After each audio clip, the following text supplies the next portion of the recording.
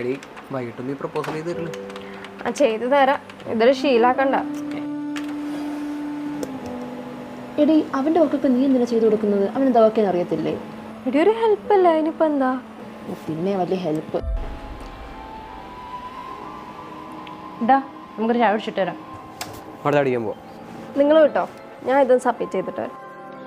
നിന്നോട് ഞാൻ എത്ര പ്രാവശ്യം പറഞ്ഞിട്ടുണ്ട് അവളോട് ഇത്ര മിണ്ടാട്ടം വേണ്ടാന്ന്. നിനക്ക് എന്താ അവളോട് ഇത്ര സ്നേഹം? അവൾ വന്നാൽ പിന്നെ ഫുൾ ടൈം അവളുടെ കൂടെയാ. പിന്നെ നമ്മൾ മൂന്നേരം നല്ല ഫ്രണ്ട്സ് അല്ലേ? എനിക്ക് അവൾ ഇഷ്ടമല്ല. എന്താണ് ഇവിടെ ഒരു ചർച്ച?